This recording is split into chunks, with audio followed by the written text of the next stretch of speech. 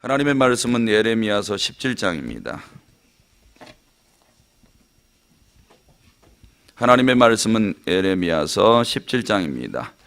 유다의 죄는 금강석 끝 철필로 기록되되 그들의 마음판과 그들의 제단불에 새겨졌거늘 그들의 자녀가 높은 언덕 위 푸른 나무 곁에 있는 그 제단들과 아세라들을 생각하도다.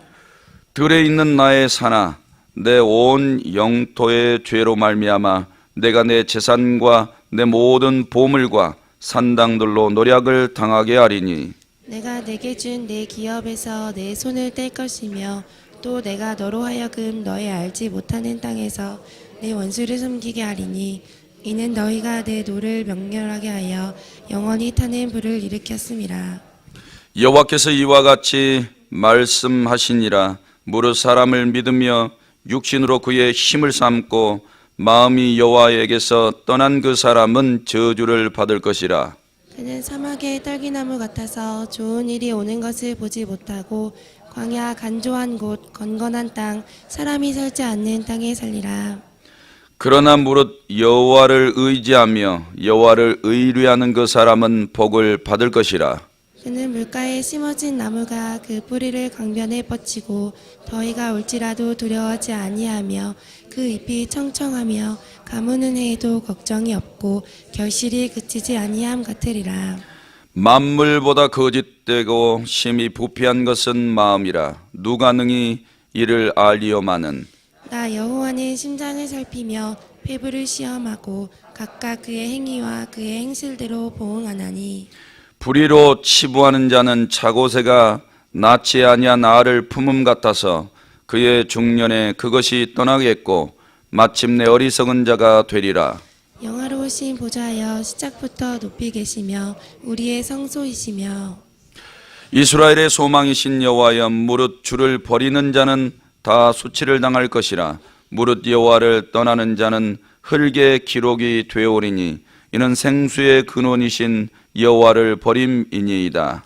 여호와여, 주는 나의 찬송이시오니 나를 고치소서. 그리하시면 내가 낫겠나이다. 나를 구원하소서. 그리하시면 내가 구원을 얻으리이다. 보라, 그들이 내게 이르기를 여호와의 말씀이 어디 있느냐, 이제 임하게 할지어다 하나이다. 나는 목자의 직분에서 물러가지 아니하고 주를 따라 싸우며 재앙의 날도 내가 원하지 아니하였음을 주께서 아시는 바라. 내 입술에서 나온 것이 주의 목전에 있나이다. 주는 내게 두려움이 되지 마옵소서. 재앙의 날에 주는 나의 피난처이시니이다. 나를 박해하는 자로 치욕을 당하게 하시고 나로 치욕을 당하게 마옵소서. 그들은 놀라게 하시고 나는 놀라게 하지 마옵시옵소서. 재앙의 날을 그들에게 임하게 하시며 베나드는 멸망으로 그들을 멸하소서. 여호와께서 내게 이와 같이 말씀하시되 너는 가서 유다 왕들이 출입하는 평민의 문과 예루살렘 모든 문에 서서 우리에게 이르기를 이 문으로 들어오는 유다 왕들과 유다 모든 백성과 예루살렘 모든 주민인 너희는 여호와의 말씀을 들을지어다. 여호와께서 이와 같이 말씀하시되 너희는 스스로 삼가서 안식일에 짐을 지고 예루살렘 문으로 들어오지 말며 안식일에 너희 집에서 짐을 내지 말며 어떤 일이라도 하지 말고 내가 너희 조상들에게 명령함 같이 안식일을 거룩히 할지어다. 그들은 순종하지 아니하며 귀를 기울이지 아니하며 그 목을 곧게 하여 듣지 아니하며 교훈을 받지 아니하였느니라. 여호와의 말씀이니라. 너희가 만일 삼가 나를 순종하여 안식일에 짐을 지고 이 성문으로 들어오지 아니하며 안식일을 거룩히 하여 어떤 일이라도 하지 아니하면 다윗의 왕위에 앉아 있는 왕들과 고관들이 병거와 말을 타고 이 성문으로 들어오되 그들과 유다 모든 백성과 예루살렘 주민들이 함께 그리할 것이요 이 성은 영원히 있을 것이며 사람들이 유다 성읍들과 예루살렘에 둘린 곳들과 베냐민 땅과 평지와 산지와 네겝으로부터 와서 번제와 희생과 소제와 유향과 감사 제물을 여호와의 성전에 가져오려니와 그러나 만일 너희가 나를 순종하지 아니하고 안식일을 거룩되게 아니하여 안식일에 짐을 지고 예루살렘 문으로 들어오면 내가 성문에 불을 놓아 예루살렘 궁전을 삼키게 하리니 그 불이 꺼지지 아니하리라 하셨다 할지니라 하시니라. 아멘. 이렇게 고백하시겠습니다. 하나님 사랑합니다. 하나님 사랑합니다. 이 새벽에도 주님 음성 듣고 돌아가시길 주님의 이름으로 축복합니다. 오늘 본문 1절에서 4절 부인할 수 없는 유다의 죄와 형벌에 대해서 말씀하고, 또 5절에서 11절까지는 사람들을 믿지 말고 하나님만 믿으라고 권면하고, 또 12절에서 18절은 주만 의지하오니 구원해달라고 예레미야가 기도하는 내용이고, 또 19절에서 27절까지는 안식일을 거룩히 지키라고 말씀하고 있습니다. 오늘 1절에서 11절까지 크게 보면 우리가 하나님 심판대 앞에 딱 섰을 때에 개개인들이 어떻게 심판받는지에 대해서 말씀하고 있는 내용입니다. 이제 심판받지 않고 심판을 통과하게 되면 복을 받을 것도 자세하게 기록하고 있죠. 오늘 1절 말씀에 보면 유다의 죄는 금강석 끝 철필로 기록됐다 이렇게 말씀합니다. 금강석이 달려있는 펜 끝에 금강석이 달려있는 뾰족한 철필이라 이렇게 이야기를 합니다. 그러니까 한 번 새기면 절대 지워지지 않는다는 거예요. 근데 이걸 어디에다가 기록을 했냐면 마음판에다 하나 기록을 했고, 그 다음에 제단불에다가 이것을 기록을 했다는 겁니다. 그러니까 마음판에 새겼다는 것은 너 부인할 수 없어 이거예요. 그러니까 네가 양심이 있다면 절대, 하나님도 알고 너도 알잖아, 네가 지은 죄를. 마음판에 새겼다는 건 그래요. 근데 제단불에 새겼다는 것은 공개되어 있는 거예요. 남들도 네 죄 다 알고 있어. 다 공개되어 있잖아. 근데 왜 너만 인정하지 않냐? 이런 말씀이에요. 근데 참 신기한 게 사람의 마음판에 분명히 하나님이 금강석 철필로 죄의 제목들을 다 기록을 했는데 그걸 부인해 버려요. 그게 9절 말씀에 이유가 나와 있죠. 만물보다 거짓되고 심히 부패한 것은 마음이라 누가 능히 이를 알리오마는, 이렇게 이야기를 해요. 그러니까 하나님 눈에 볼 때는 마음이 더러운 거죠. 되게 더러운 거예요. 우리 자신들을 들여다봤을 때 우리가 마음이 더러운데 의를 말하고 있고 정직을 말하고 있으면 하나님이 코웃음 치는 거죠. 네 속이나 똑바로 들여다봐, 이렇게 말이죠. 그럼 이 문제를 어떻게 해결해야 될까? 왜냐하면 여기 앉아 계신 분들의 모든 죄의 몫이 정확하게 기록되어 있는데 우리가 부정하려고 해도 더 이상 부정할 수 없을 만큼 깊이 새겨져서 이걸 어떻게 없앨 수 없단 말이에요. 이 문제를 어떻게 해결해야 될까? 그리고 제단불에 기록되어 있으니까 나도 알고 하나님도 알고 남도 알고 있는 내 죄를 어떻게 해결하냔 말이에요. 이게 심판대 앞에서는 부인할 수 없을 죄의 몫이 돼서 하나님이 이거 딱 들이대고 심판하실 텐데 개개인들마다 이 문제를 어떻게 해결할 건가? 근데 죄가 심각해요. 이게 마음판에 새겨져 있고 제단불에도 새겨져 있는데 이 문제를 워낙 마음이 부패하니까 다 부정해버리는 거예요. 그래서 하는 짓이 2절에 보니까 그들의 자녀가 높은 언덕 위 푸른 나무 곁에 있는 그 제단들과 아세라들을 생각하도다. 전혀 자기를 못 보고 있죠. 오히려 하는 일들이 우상 앞에 가서 그들의 제단에서 제사를 드리고 그 다음에 그 신들을 생각하고 있는 거예요. 그러니까 마음판에 있는 것들이 그대로 행동으로 옮겨지고 있는 것을 보게 되는 것입니다. 이런 일들이 영적으로 얼마만큼 문제가 되고 육신의 삶에도 문제가 되냐면 3절을 보니까 들에 있는 나의 산아, 내 온 영토의 죄로 말미암아 내가 네 재산과 그 모든 보물과 산당들로 노략을 당하게 하리니, 이렇게 말씀해요. 그러니까 마음이 심히 부패해져 있으면 죄에 대한 감각이 없어집니다. 남들이 다 공개돼서 알고 있어도 그것에 대해서 부인해버려요. 그리고 살아가는 모든 삶, 생각과 입술의 언어들과 마음판, 그 다음에 행동, 이 모든 것들이 다 악해요. 다 악해요. 그리고 생활 자체가 전부 다 악해요. 생활 자체가. 생각하는 게 악한 거를 생각하는 거예요. 우상을 생각하는 거예요. 이 정도로 사람의 생각과 마음이 썩어 빠져 있다는 거죠. 그러니까 가정이라든지 회사라든지 어떤 종교 생활을 해도 온 땅을 더럽게 하는 거예요. 그래서 인간의 죄 때문에 땅도 저주받는단 말이에요. 그래서 여기에 맺혀 있는 열매가 가정에도 악하게 맺히고 삶 속에도 전부 다 악의 열매들이 맺힌다는 거죠. 하나님은 그것을 정확하게 보고 계시고 그 일들로 인해서 심판하겠다는 거예요. 그러면서 하나님의 마음을 이렇게 표현을 하죠. 4절 중반절에 보니까 이는 너희가 내 노를 맹렬하게 하여 영원히 타는 불을 일으켰음이라 그랬어요. 그래서 이 속에 새겨진 것들을 지우지를 않으면 하나님께서 노하신다는 거예요. 맹렬하게 그 노가 불타오른다고 말씀하고 있는 겁니다. 그래서 여기서 우리가 배워야 될 것은 어떤 거냐면 죄가 심각한 게 아니고 그 심각한 죄가 많은 게 문제가 아니고 그걸 회개하지 않는 마음의 고집이 문제예요. 이 새벽에는 나와서 어떤 죄가 하나 걸려 있어요. 해결받지 못해서. 그런데 고집이 너무 세요.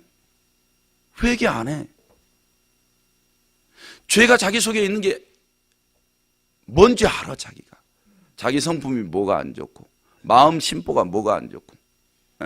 사람 보면 분명히 원수라도 사랑하고 축복하고 저주하지 말라고 그랬는데 원수를 보면 짜증이 올라오고 혈기가 올라오고 이 입이 그냥 자동으로 열리고 이 감정이 통제가 안 되고 그냥 이 썩어 부패한 이 마음 그대로 그냥 살아가는 거예요.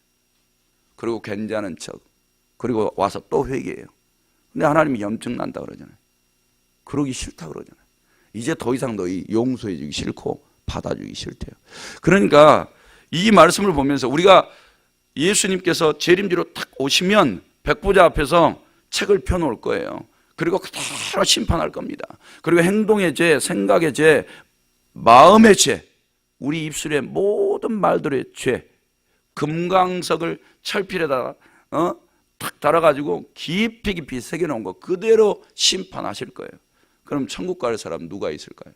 그래서 성도 여러분, 이 사단이가요 우리 속에 이 완악한 마음, 완악함, 이 죄악의 이 완악함을 탁 박아놨기 때문에 어떤 작은 죄 하나라 할지라도 회개하면 되는 거를 돌이켜서 하나님이 원하시는 삶을 살아가면 되는데 그걸 안 해요.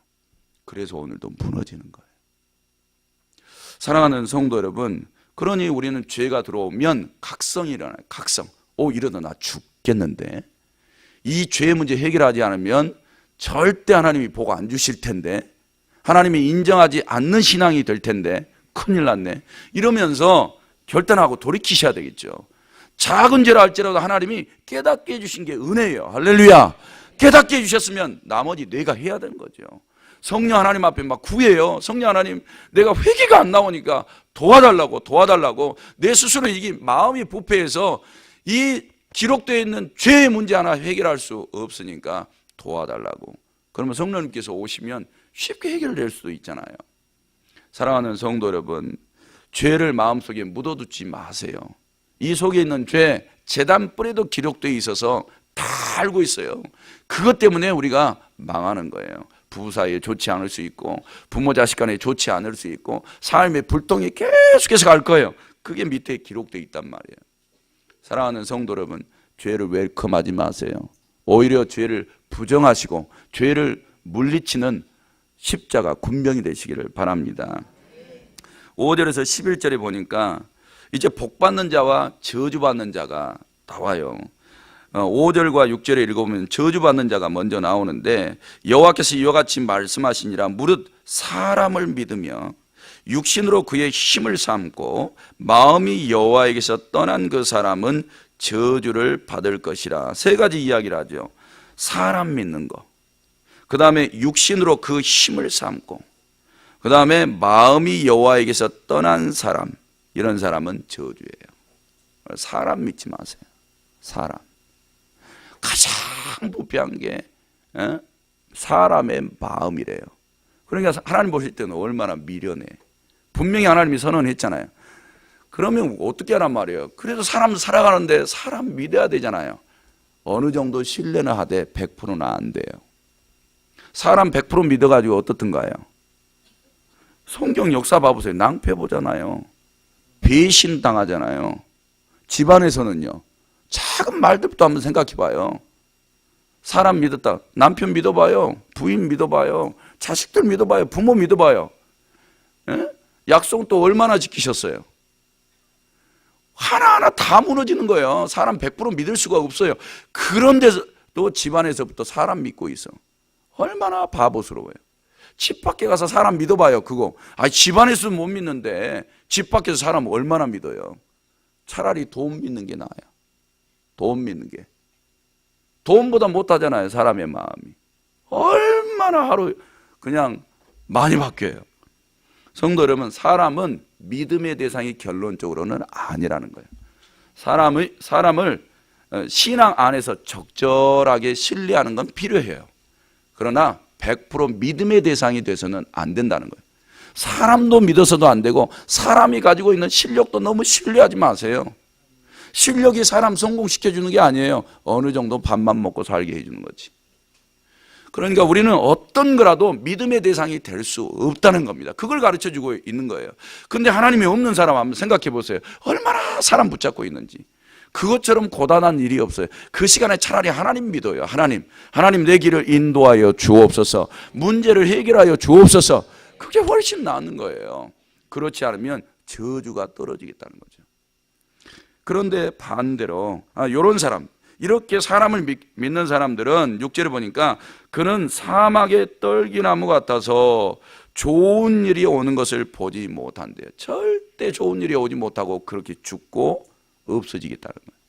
그 다음에 광야에 간주한 것, 버려진 땅이에요. 이 광야에 간주하다는 것은 버려진 땅, 건건한 땅은 소금 땅이라는 거예요. 그 다음에 이 땅에 사람들이 살지 않는 땅에 살리라, 이렇게 돼 있어요. 생각을 한번 해보세요. 이렇게 사람 믿고 살아가는 사람들은 사막에 굴러다니는 나무와 같다는 거예요. 떨기나무와 같다는 거예요. 버려진 땅에서 산다고 한번 생각해 보세요. 소금 땅에서 한번 산다고 생각을 해보시라고요. 이렇게 저주를 받는 거예요. 그리고 오늘도 우리가 세상에서 하나님 의지하지 않으면 이런 인생을 살아가고 있는 거예요. 근데 그거 붙잡고 좋다 이러고 살아가. 사랑하는 성도 여러분, 저주를 이길 수 있는 소망이 하나님께 있음을 믿습니다. 7절에 보니까 반대로 복받은 사람들이 나와요. 그러나 무릇 여호와를 의지하며 여호와를 의뢰하는 그 사람은 복을 받을 것이라. 복받을 일에 참여하시기를 바랍니다. 8절에 그는 물가에 심어진 나무가 그 뿌리를 강변에 뻗치고 더위가 올지라도 두려워하지 아니하며 그 잎이 청청하며 가무는 해에도 걱정이 없고 결실이 그치지 아니함 같으리라. 그래서 재밌어요. 완전히 반대죠. 우리가 하나님을 의지하지 않고 이 완고함으로 죄도 회개하지 않고 살아가는 사람은 저주예요. 영적으로 완전히 사망했어요. 그 사람은 이 땅에서 버려진 삶을 살아가게 되는 거예요. 그런데 이런 심판받을 세상에서 하나님을 의지하고 의뢰하는 사람, 세상에 믿을 사람 한 사람도 없다, 빨리 인정하는 거예요. 그리고 하나님 한 분밖에 없네, 역시 믿음의 대상은 하나님이셔, 이렇게 인정하고 무슨 일이든지 하나님을 1번으로 찾는 거예요. 문제 해결을 하나님 1번으로 뛰어가서 문제 해결을 거기서 찾는 거죠. 그렇게 하면 신기한 일들이 벌어지겠다는 거예요. 그는 그랬어요. 그렇게 하나님을 의지하고 의뢰하는 그는 물가에 심어진 나무가 그 뿌리를 강변에 뻗치는 거예요. 그러니까 뿌리가 뭐 100m든 1000m든 몇 킬로든 뿌리를 강변에 뻗쳐서 메마르지 않는 거예요. 더위가 문제가 안 돼요. 인생에 어떤 더위라도 문제가 될 수 없다는 거죠. 그 다음에 항상 잎이 청청하는 거예요. 이런 사람 신앙은요 메마르지 않아요. 조금 문제 있다고 막 낙심하고 기운 빠지고 이렇지를 않아요. 잎이 생생한 사람들 얼굴이 어떨까요? 항상 싱그럽겠죠. 근데 어린아이라 할지라도 청년이라 할지라도 봐보세요. 하나님을 의지하지 않으면 인생에 조금만 문제들 갖다 놓으면 죽을 상이에요. 죽을 상. 그런 사람들이 장례식장 가야 돼요. 그런데요 이제 하나님을 끝까지 믿고 의뢰한 사람들은 하나님이 인생 역전시켜줘. 하나님이 책임져 줄 줄로 믿습니다. 말씀하신 대로 이루어 주실 줄로 믿습니다. 이런 사람들이 결실을 그치지 아니함 같으리라. 반드시 열매 주겠다는 거예요. 이런 말씀을 받으면 하나님의 뜻을 이루어 드리고 나를 통해서 하나님이 영광 받으실 일들을 속히 이루어 달라고 A4 용지에다 까맣게 소원들을 써요. 하나님이 다 이루어 주시겠다 그러니까, 열매가 그치지 않게 해 주시겠다 그러니까, 오늘 이 새벽에도 우리의 입술의 기도가 하나님 의지하고 의뢰하는 기도가 되시기를 축복합니다. 그런데 마음은 믿지 마세요. 오늘 이렇게 기도하고 가도 내 마음은 심히 부패했다 그랬어요. 10절에 나 여호와는 심장을 살피며 폐부를 시험하고 각각 그 행위와 그 행실대로 보응하시나니. 하나님은 우리가 이 시간에 어떤 결단을 하고 나아가도요 우리를 다 살피고 계세요. 심장도 살피고 폐부도 시험하고 행위와 행실도 다 보고 네 새벽에 이렇게 기도했지, 나 믿는다면서, 나 진짜 의뢰한다면서. 근데 밖에 나가면 딴짓하고 있는 이 마음에 대해서 다 살피고 있고 나는 이것을 종합적으로 보고 보응하겠다. 그러니까 밖에 나가서가 더 중요한 거예요. 여기서도 중요하지만 밖에 나가서는 내가 복을 받느냐 저주를 받느냐 이게 다 결정되고. 그러니까 오늘 이 새벽에 기도하는 삶이 밖에 나가서 동일하셔야 돼요. 그런 사람들은 하나님이 주실 복을 하나도 놓치지 않고 축복 속에 있게 될 줄로 믿습니다. 12절에서 18절 이 얘기를 에레미야가 딱 듣고 나서 자기 영혼을 위해서 일본어로 기도해요. 재밌어요. 왜? 하나님이 일일이 한 사람 한 사람 금강성 철필로 죄의 몫을 다 기록해 냈다는 걸 보고 나서 일본어로 머리 잘 돌아가는 거예요. 일본어로 자기 영혼을 위해서 기도해요. 그래서 이 새벽에도 다른 것 기도할 것 많죠. 다 들어보고 지혜로운 사람은 자기 영혼을 위해서 일본어로 기도한다. 그래서 하나님을 높여드려요. 자기가 12절에 영화로우신 보좌여. 그 다음에 시작부터 높이 계시며 우리의 성소이시며, 하나님이 영화롭다 그러죠. 그 다음에 우리의 성소라 그러셔요. 세 번째로 13절에 보니까 이스라엘의 소망이신 여호와라 그래요. 그 다음에 생수의 근원이신 여호와라 그래요. 그 다음에 14절에 보니까 다섯 번째는 나의 찬송이시라 그러고, 여섯 번째 나의 구원이시라 그래요. 일곱 번째 보니까 17절에 나의 피난처라 그러셔요. 하나님을 이렇게 인정하면서 자기가 하나님 앞에 딱 꺼내놓을 수 있는 게 한 가지가 있네요. 16절 보니까 나는 목자의 직분에서 물러가지 아니하고 주를 따라 싸우며 재앙의 날에도 내가 원하지 아니하였음을 주께서 아시는 바라. 내 입술에서 나온 것이 주의 목전에 있나이다. 할렐루야. 하나님, 나는 겉이나 속이나 하나님 앞에 숨길 게 없습니다. 다 끄집어 내놓는데 내 입술에 내가 지금 하나님 7가지 고백하고 있는 것처럼 속도 그렇습니다. 하나님께서 나를 이스라엘 남유다의 목자의 직분을 줘서 하나님이 주신 말씀만 말하라 그랬지요. 그거 내가 그대로 했습니다. 두려운 일들이 있어도 그대로 했습니다. 그리고 이 두려움 속에서 생명만큼은 살려달라고 내가 또 하나님 앞에 고백하지도 않았습니까? 그러면서 하나님 앞에 자신을 다 공개하고 있어요. 항상 긍휼히 여겨달라는 거죠. 성도 여러분, 오늘도 내 영혼이 사시려면 겉이나 속이나 정확하게 하나님 앞에 오픈하시고 내 영혼을 맡겨요. 책임져 주실 줄로 믿습니다. 끝으로 안식일에 대해서 이야기를 해요. 안식일의 개념은 딱 두 가지예요. 이 안식일 누가 만들었어요? 하나님. 하나님이 창조하신 거예요, 안식일은. 그러면 이 안식일의 혜택을 누가 볼 거예요? 구원받은 자가. 하나님이 만들어 놓으신 영원한 안식 속에 누가 들어갈 거예요? 구원자에 의해서 그를 믿고 의뢰하는 자들, 이런 자들만 들어가요. 안 그러면 이 땅의 안식도 못 지키고 영원한 안식 속에도 못 들어가요. 그러니까 우리는 우리의 영혼을 사람 믿지 말고 하나님께만 의뢰하세요. 사단이가 우리의 영혼을 도둑질해 가지 못하도록 영적인 싸움도 싸우세요. 성령을 구하세요. 능력을 받으세요. 우리의 힘으로는 안 됩니다. 그리고 하나님 한 분만이 우리 속에서 보좌에 계신 하나님이요, 영원히 찬송과 경배를 받으실 하나님이시요, 할 수 있다면 나를 통해서 하나님의 영광만 나타내달라고 이렇게 고백하시면서 하나님의 뜻을 이루어 가시기를 주님의 이름으로 축복합니다. 하나님 아버지, 오늘 이 새벽에도 하나님 앞에 11조 감사 일천 번제물 제목 드렸습니다. 우리 하나님 받으시고 하늘 곳간에 쌓아 주옵소서. 성경에 약속하신 대로 이것이 복이 되어 사랑하는 성도들이 가난과 고난을 벗어나 부유한 중에 하나님 사랑 이웃 사랑하며 살게 하옵소서. 축복하오며 예수님의 이름으로 기도드립니다. 아멘. 담임 목사님과 사모님을 위해서도 계속 기도해 주시기를 바랍니다. 말씀 생각하시면서 기도하시기 바랍니다.